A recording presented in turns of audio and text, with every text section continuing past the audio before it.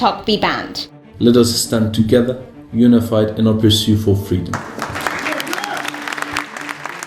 Freedom must be armed better than tyranny. When the history books are written, the central story of our time will be the battle between democracy and autocracy. The way to avoid confrontation with Russia in the future is to help Ukraine push back the invader now. Freedom is the strongest force of mankind.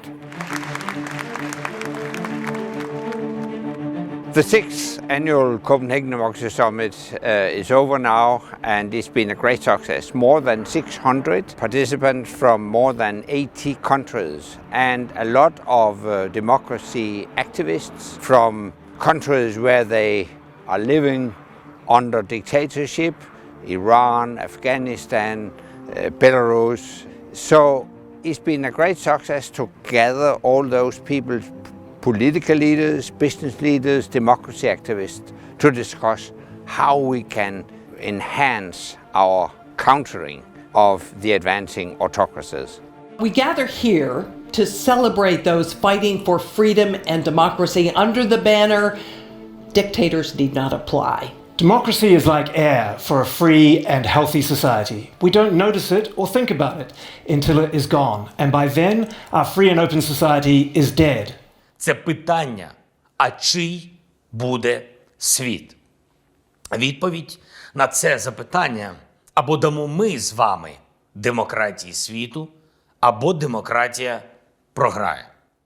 Dictators cannot be appeased and cannot be re-educated. We have to give a signal to Russia that you can't win and you can't break the will of the Ukrainians either. If NATO allies, and especially, of course, the big ones, starts to issue security guarantees bilaterally to Ukraine, we are very close to Article 5. As a citizen of Russia, I have to say that I'm absolutely ashamed and I feel the pain for Ukraine. And though I have never supported Putin, my father was killed because of his criticism towards Putin, I still feel not only responsibility, but also guilt. And that's why I hope that Ukraine will win very soon. Thank you. Ukraine reminds us that freedom cannot ever be taken for granted. It is something worth fighting for as long as it takes.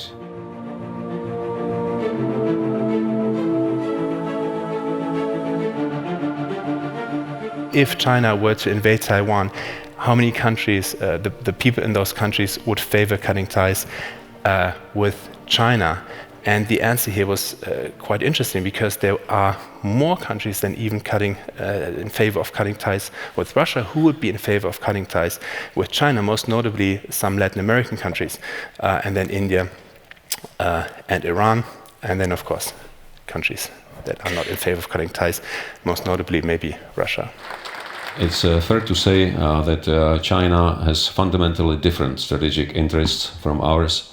Chinese society is based on fundamentally different values than ours, and China in that respect is not seeking equal cooperation with equal partners, but it's seeking a global dominance. Taiwan has stood on the front line of this authoritarian challenge for the past decades. However, our commitment to democracy has never been stronger. And we need to remember what Beijing is trying to do.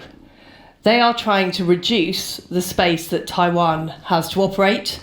They're trying to reinterpret the one China policy as the idea that nobody in any Western democracy should have any engagement at all with Taiwan.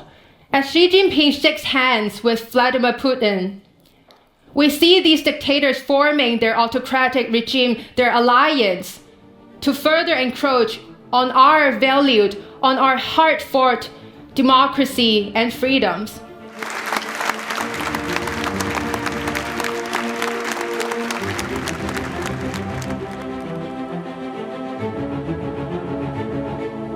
Of course, we have seen how technology can be used, and actually is being used very effectively by autocrats to have a hold to power.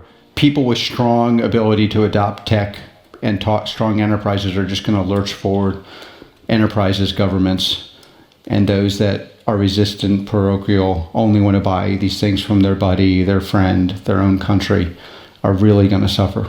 Artificial intelligence is helpful. It can't replace humans, but it can help humans to be better in defending our democracy. And this is what we are trying to do with this Defense of Democracy package. If we can't get the social media impact on democracy under some level of control that we're comfortable with, the AI system makes it much, much worse because of targeting and misinformation. And that is my primary concern for you all. It's an alliance of democracies. We care a lot about democracy. It's at threat.